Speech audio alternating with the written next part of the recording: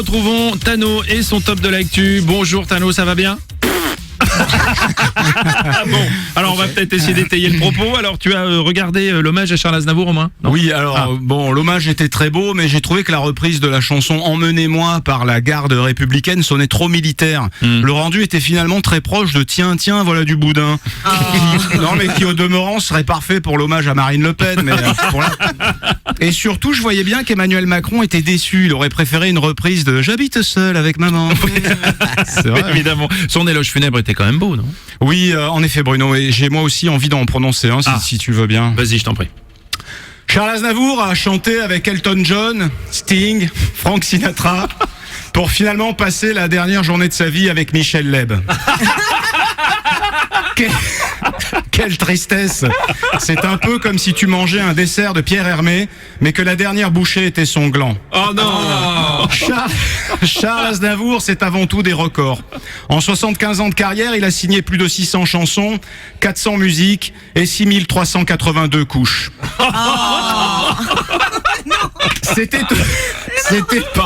C'était aussi un acteur fabuleux, mais c'est encore et toujours sa voix qui nous a fait pleurer en interprétant Carl Frederiksen dans le film d'animation Là-haut. La dernière fois qu'un chanteur a fait pleurer des enfants, c'était Booba à Orly. Et je ne parlerai pas de Jean-Luc Lahaye. Non. Aznavour a fait beaucoup pour l'Arménie. Heureusement, il nous reste Mathieu Madénian. Mais je ne suis pas certain que son livre « Allez tous vous faire enculer » soit une réelle plaidoirie pour la paix dans le monde.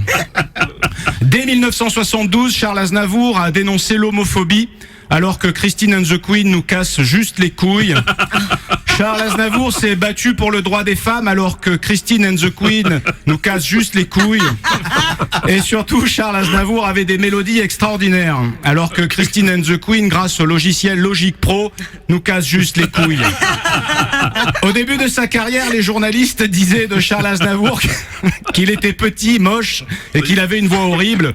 Aujourd'hui, ce n'est pas très impressionnant puisque le chanteur Jul arrive à vendre des disques avec les mêmes handicaps en 10 fois pire, la coiffure d'un balai à chiottes et le cerveau d'un labrador après un AVC. Eh oui, Charles, en 2018, on peut devenir une star sur Instagram juste en s'étalant du monoeil sur son gros cul. Monsieur Aznavour, cher poète, votre disparition nous rappelle déjà, jour après jour, que nous nous éloignons de plus en plus du siècle des Lumières. Ah, ça aurait été vachement mieux. Ça aurait été vachement mieux, vraiment. C'est vrai, Tano. Alors, le dernier des géants de l'âge d'or de la chanson française nous a quittés. Bah oui, c'est l'inexorable fuite du temps, Bruno. J'ai envie de finir avec ces quelques alexandrins que j'abandonne ici sur ces ondes éphémères. Vas-y. Montmartre de mon temps n'accrochait plus ses lilas, mais Pigalle célébrait l'arrivée du sida. Les monuments sont là, mais ce n'est plus Paris. Le Sacré-Cœur, la Tour Eiffel, les frères Kouachi. C'était le top de l'actu.